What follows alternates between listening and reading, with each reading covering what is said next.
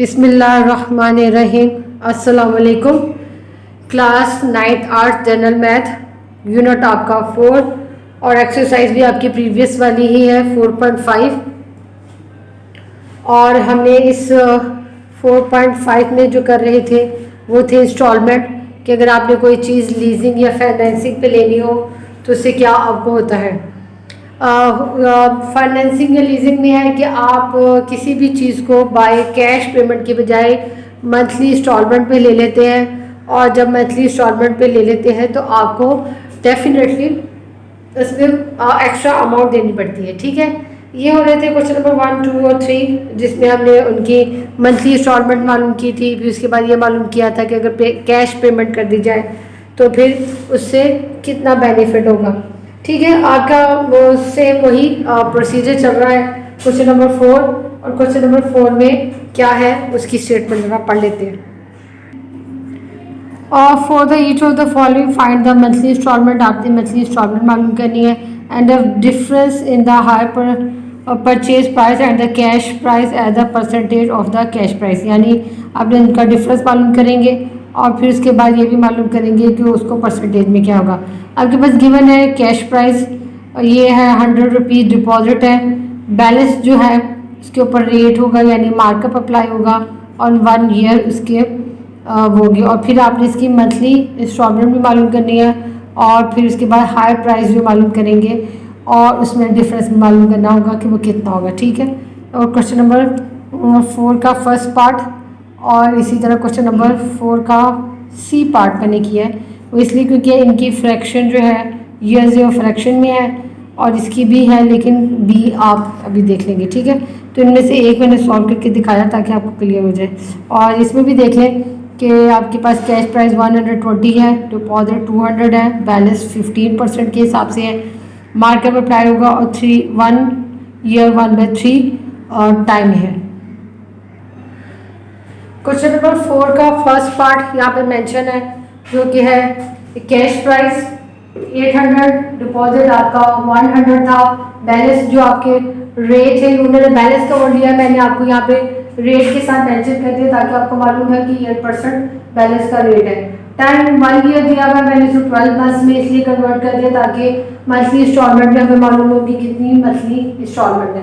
Remaining amount मालूम की, सबसे पहले कैश में से डिपॉजिट माइनस किया, 800 में से 100 माइनस किया 700, और अब रिमेनिंग अमाउंट है उसको ऊपर मार्कअप अप्लाई होगा, यानी ये वाला रेट अप्लाई होगा। मार्कअप का वही फॉर्मूला है profit principal multiply by rate multiply by time और 100। यहाँ पे जो रिमेनिंग अमाउंट है वो एज अ प्रिंसिपल यूज होगी, रेट और 1 ईयर टाइम, और यहाँ पे इसकी कटिंग हो जाएगी 100 की 0 की, और 700 की 0 की। यहाँ पे 708 रह गया और 1 रह गया, मल्टीप्लाई किया तो ₹56 हुआ।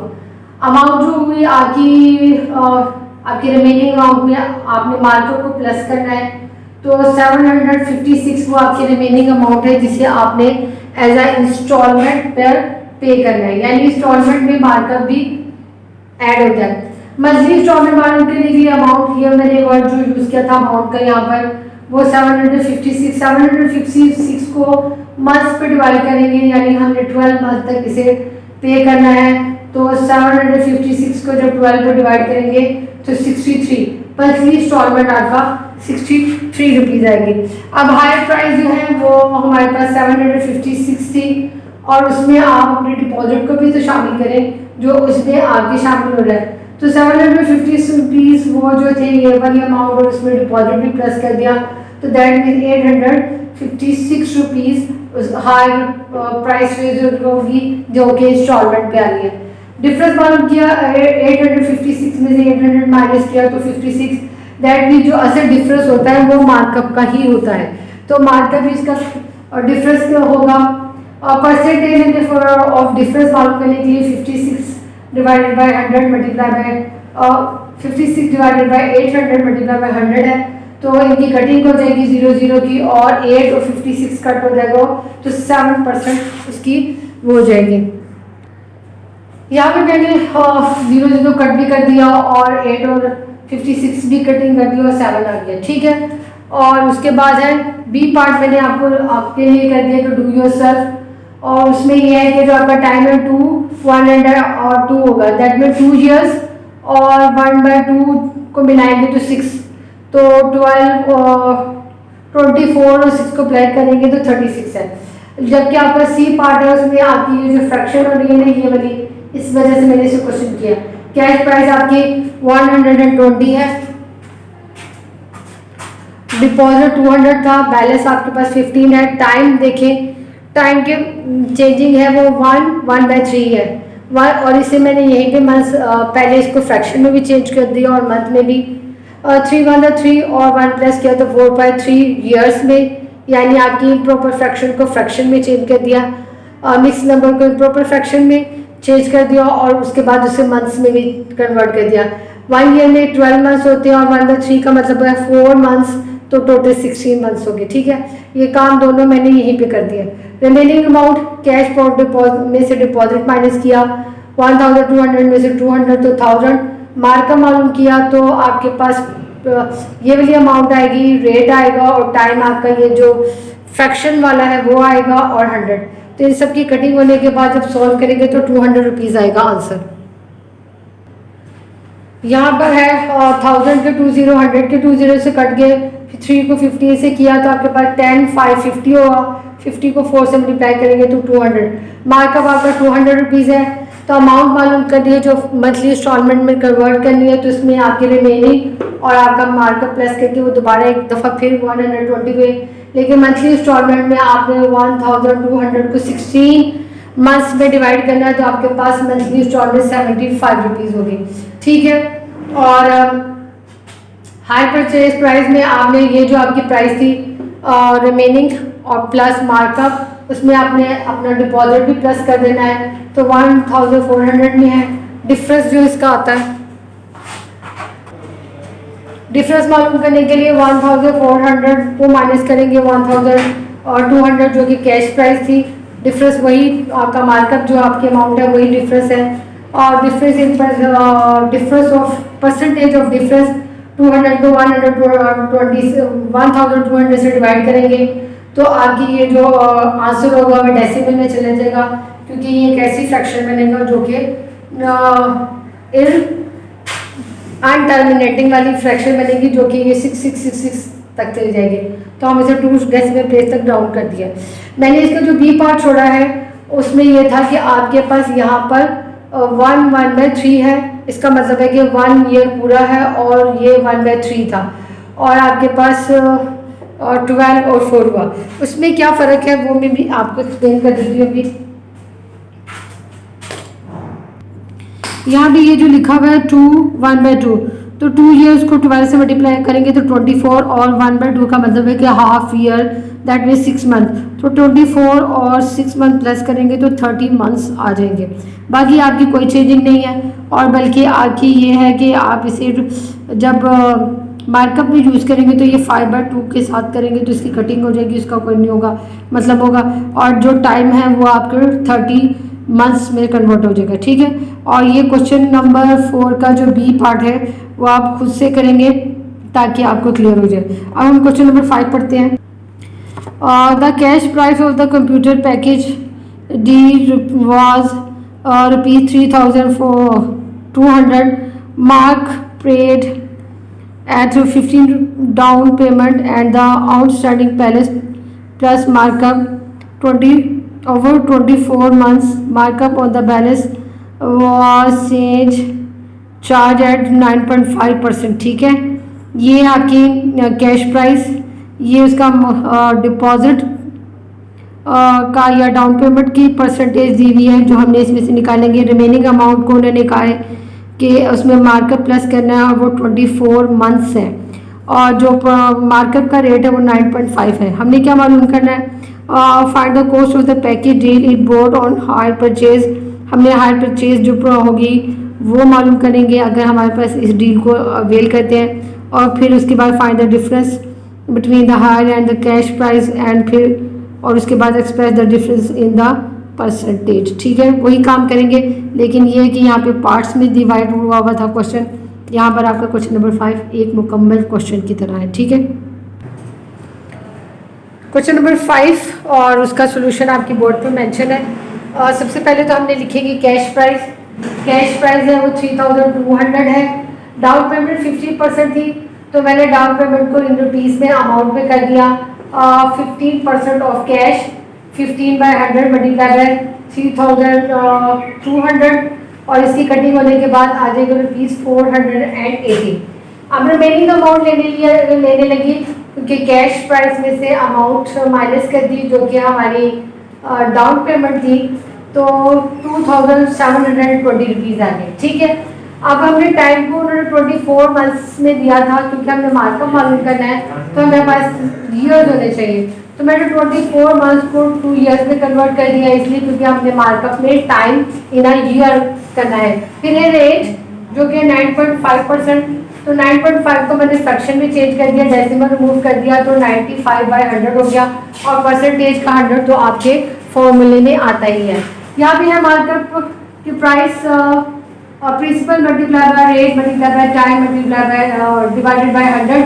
यहाँ पे प्रिंसिपल आपकी अमाउंट है वो जो आपकी रिमेनिंग अमाउंट होगी, जो कि 2720 मल्टीप्लाई बाय आपका रेट, जिसे मैंने फ्रैक्शन में चेंज कर दिया था, 95/10 मल्टीप्लाई बाय 2 और 100।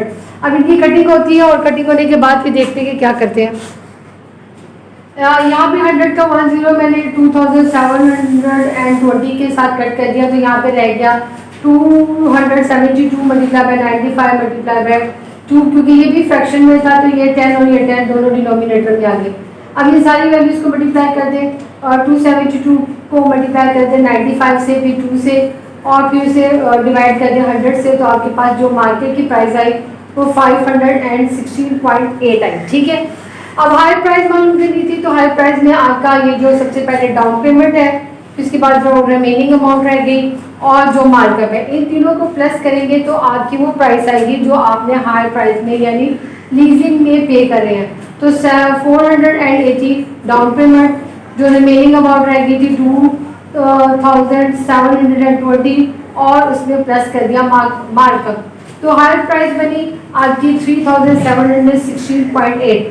डिफरेंस मालूम करेंगे, डिफरेंस जब मालूम करेंगे हाई प्राइस में से कैश माइनस करेंगे, तो 3716.8 में से ₹3200 माइनस किया, तो डिफरेंस आपका डेफिनेटली वही आएगा जो आपकी मार्क प्राइस है, क्योंकि यही आपकी एडिशनल अमाउंट है जो हम हाई प्राइस या लीजिंग करते हुए या इंस्टॉलमेंट में हम एक्स्ट्रा पे करते हैं। परसेंटेज निकालेंगे तो 516.8 डिवाइडेड बाय 3200 मल्टीप्लाई बाय किया तो 100, और 0 कट जाएंगे, तो आपने 516.8 को 32 से जब डिवाइड करेंगे तो 16.15 परसेंटेज आ जाएगी आपके क्वेश्चन नंबर 5 की। ठीक है, इसके बाद ये आपकी 4.5 मुकम्मल हो जाएगी, और जब 4.5 मुकम्मल होगी तो आपका तकरीबन चैप्टर नंबर 4 भी कंप्लीट हो जाएगा। और इसके बाद हम स्टार्ट करने वाले हैं एक्सरसाइज रिव्यू की। रिव्यू की जो एक्सरसाइज होती है, इसमें सबसे पहला क्वेश्चन होता है आपका MCQs, और उसके बाद है फिल इन द ब्लैंक्स, और फिर उसके बाद आपके क्वेश्चन नंबर 2 और 3 आ जाते हैं।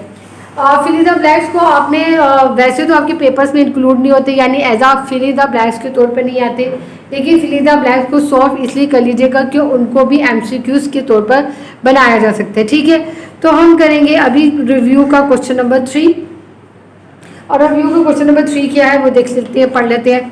आपको मैं आपकी रिव्यू एक्सरसाइज भी दिखा देती हूँ। ये है आपके 4th चैप्टर की रिव्यू एक्सरसाइज, जिसमें से आपके सबसे पहला क्वेश्चन है सर्कल द करेक्ट आंसर, फिर उसके बाद है फिल द ब्लैंक्स। आपने फिल द ब्लैंक्स को भी सॉल्व ज़रूर कर लीजिएगा, क्योंकि ये आपकी तकरीबन सारी की सारी फिल द ब्लैंक्स जो डेफिनेशंस है वही है। फिर उसके बाद आपके चैप्टर के एंड में समरी के तौर पर पेज नंबर 114, 115 और 116 पर ये सारी डेफिनेशंस लिखी हुई हैं, जिसे आपने लर्न करना, और ये छोटी छोटी सी हैं और लेकिन बहुत डिटेल के साथ है। तो आपकी ये डेफिनेशंस आपके इसमें आ जाती हैं, इसे आप पढ़िएगा और याद कीजिएगा। लेकिन फ़िलहाल हम रिव्यू का क्वेश्चन नंबर 3 करने लगे हैं। Raheel insured his house worth ₹75 lakh, 2% rate है और 5 ईयर्स तक आपने कैलकुलेट करना है कि वो इंश्योरेंस अगर लेता है तो क्या पे करेगा। Calculate the amount paid in 5 years by the rate of the depreciation is 10% yearly. That means कि अगर वो 5 years की उसने करनी है तो 4 प्रीमियम्स तो आपको लाजमी निकालने पड़ेंगे, क्योंकि 5th जो प्रीमियम होगा वो आपका ज़ीरो हो जाएगा। तो 4 प्रीमियम निकालेंगे, यानी दैट मीन्स कि ये क्वेश्चन आपका मेथड तरीक़ाकार बिल्कुल वही चलेगा, लेकिन आपका थोड़ा लॉन्ग हो जाएगा। और क्वेश्चन नंबर 4 भी आपका वही एक्सरसाइज 4.4 का ही है कि आपने फैक्ट्री में से 3% फॉर 3 years लेना है और उसकी डेप्रिसिएशन 5 ईयरली है। इसकी फर्स्ट प्रीमियम दे दी है, जबकि हमने फैक्ट्री की असल कीमत मालूम करनी है और 2 साल के बाद उसने 200,000 का क्लेम कर दिया, तो हमने मालूम करना है कि उसे इंश्योरेंस करने से क्या फ़ायदा हुआ। क्वेश्चन नंबर 3 और 4 की मैंने स्टेटमेंट पढ़ दी।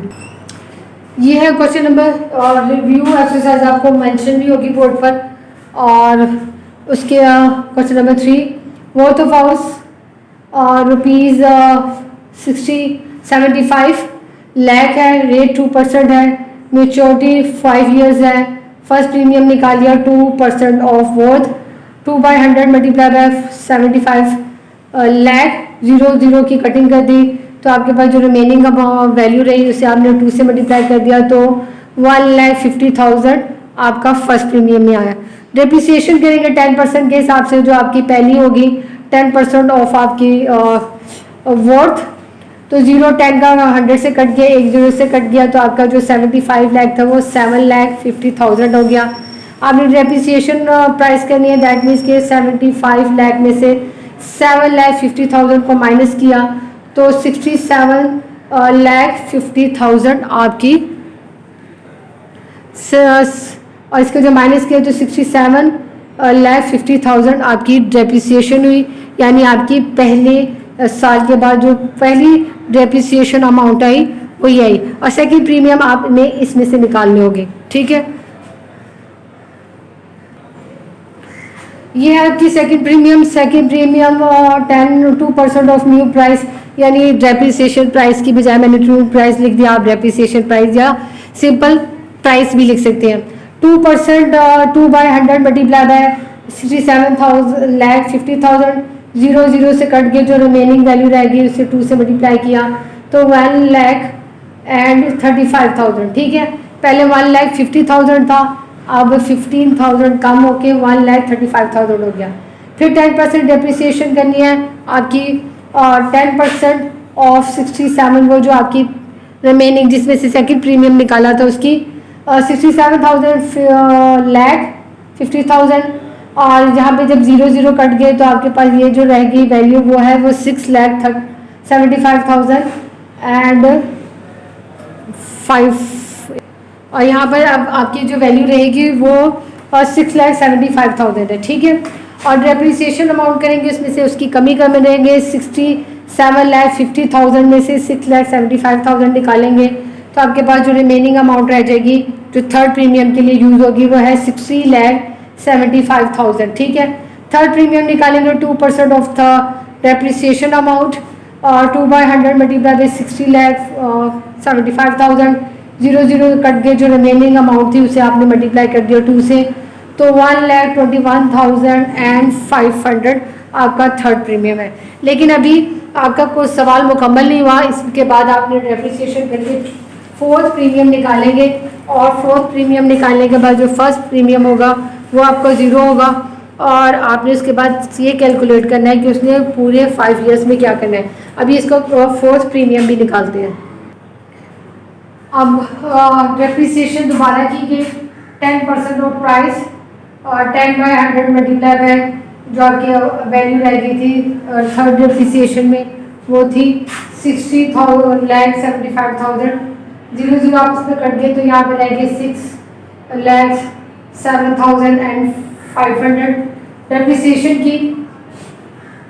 एक बार फिर ये फोर्थ प्रीमियम मालूम करना था, तो 60,75,000 में से आपने 6,07,050 को 500 को माइनस किया, तो 54,67,500 रह गया।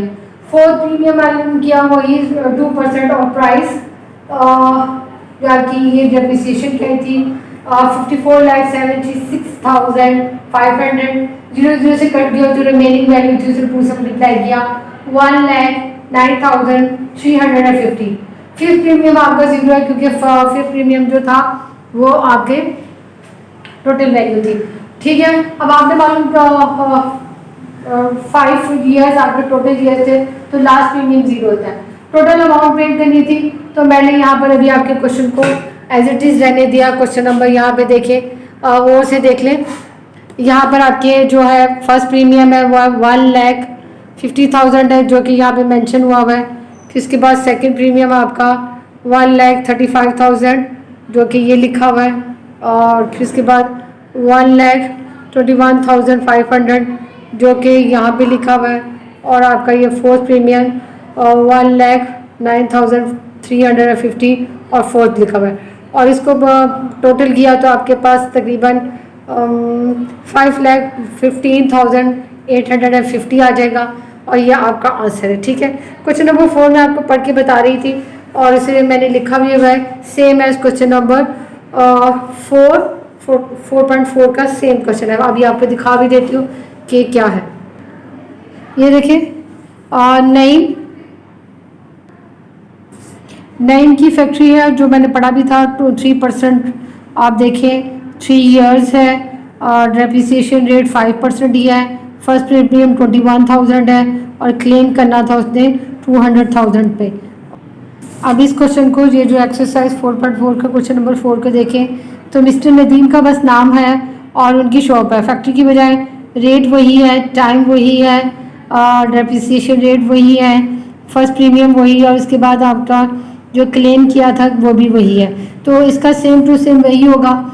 आपने तो वैसे भी सोल्यूशन में नेम की ज़रूरत नहीं है, तो क्वेश्चन नंबर 4 आप या तो खुद कर लें या जैसे यहाँ पर कॉपी कर लें। ओके, क्वेश्चन नंबर जो एक्सरसाइज का क्वेश्चन नंबर 5 है वो नेक्स्ट लेक्चर में आप करेंगे।